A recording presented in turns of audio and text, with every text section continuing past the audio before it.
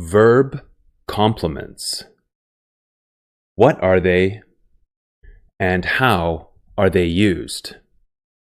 Stick around and find out. Hi everyone, and welcome back to the channel. My name is Liam, and this is Grammar Simple, the channel that makes English grammar simple. Okay, today we have a lesson about verb complements, infinitives, gerunds, and noun phrases. So, if you want to learn English grammar, stay tuned.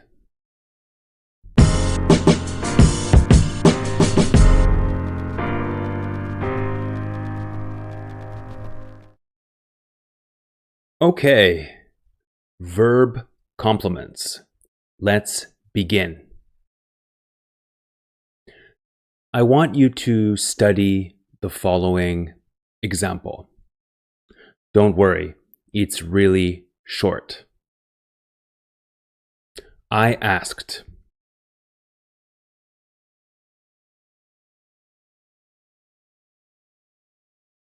I asked what?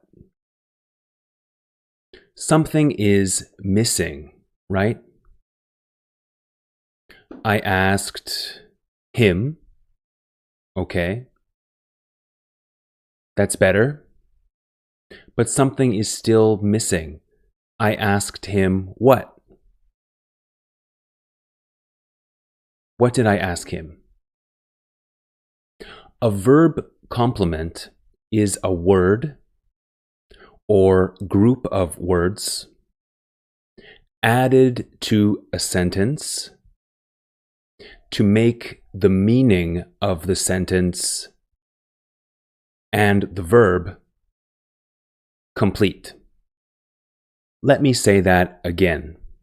A verb complement is a word or group of words added to a sentence to make the meaning of the sentence and the verb complete. This sounds complicated, but it's not that difficult. We will look at some examples in a moment. But first, more about verb complements. A verb complement is placed after the verb. A verb complement is the placement of a verb as the object of another verb. This happens in English in three ways. Number one, with infinitives. Number two, with gerunds. And number three, with noun clauses. Sorry, with noun clauses. Part one, let's talk about infinitives first. What is an infinitive? An infinitive is to plus base verb. Study the following example again. I asked him. Does this make sense? Is this complete? No, not really, because it's not complete. We do not know what I asked him. I asked him a question. That is complete, but that is not a verb complement. I asked him to help me. A verb complement is placed after the verb. Remember? I asked, verb, him to help me, infinitive. A verb complement is the placement of a verb as the object of another verb. Object, to help me.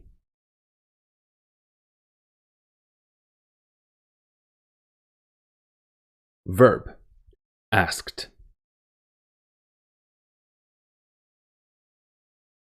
Let's look at some more examples. We wanted to ask for directions. Verb, wanted. Infinitive, to ask. And so, to ask for directions is the object of wanted. The driver stopped for the children to cross the street. What is the verb?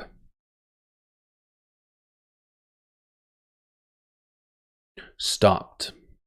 The driver stopped for the children. Why? To cross the street. Object. So, to cross the street is the object of stopped. Okay, part 2, gerunds. What is a gerund? A gerund is verb plus ing. For example, our boss recommends completing verb plus ing. Our boss recommends completing our work on time. So, completing our work on time is the object of the verb recommends.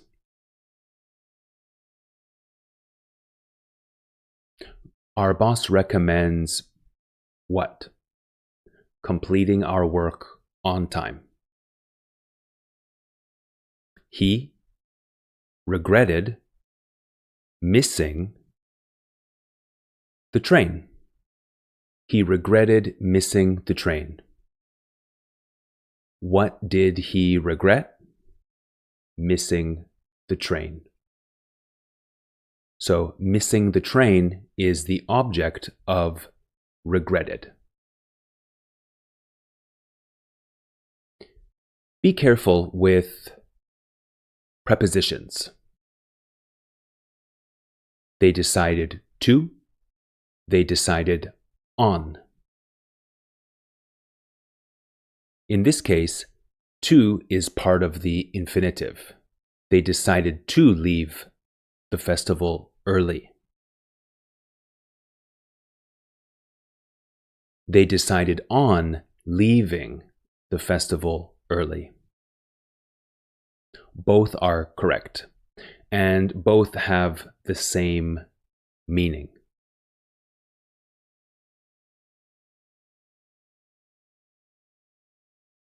Okay, part 3, noun clauses. What is a noun clause? A noun clause is a clause that plays the role of a noun. It acts like a noun. A noun clause is a subordinate clause. And noun clauses use words such as that, what, why, where, how, and when. That, what, why, where, how, and when are used as conjunctions. Okay? They're used as conjunctions in noun clauses. Her father insisted that she finish her university education. So, what did her father insist? that she finish her university education. I wondered why he left the party so angry. The police didn't know how the robber escaped the crime scene. So, what did the police not know? How the robber escaped the crime scene. So, if you look at the first example again, the noun clause is that she finish her university. This acts as a noun, all of the words.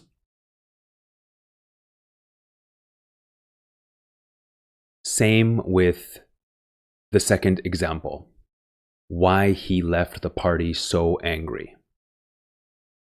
This acts as a noun. Same with example 3, how the robber escaped the crime scene is taking the place of a noun. I was speaking too fast. She couldn't understand what I was talking about. What is the noun clause? What do you think? Well, always look for the conjunction. What, where, why, how, that. So the noun clause always begins with the conjunction. The noun clause is what I was talking about. Tip for you. To know if your noun clause is correct, replace it with a pronoun. If your pronoun makes sense, then your noun clause also makes sense. For example, I was speaking too fast. She couldn't understand what I was talking about. Let's see if we can replace the noun clause with a pronoun. She couldn't understand me. Does that make sense? Yes. If I use a noun clause instead of a pronoun, it gives more information. It's more specific and there's more detail. But I can also say, she couldn't understand me. That's correct. But if I want to give more detail, more specific ideas, then I can use a noun clause. What I was talking about is more specific. Her father insisted that she finish her university education. What is the noun clause, do you think? That she finish her university education. Can I replace this with a pronoun? What did her father insist? He insisted it. Now, this is really vague, not detailed, but it works. It's correct. Assuming we have more context from the previous ideas in the conversation. So, her father insisted it. Remember that some verbs go with infinitives. I asked him to help me. Some verbs go with gerunds.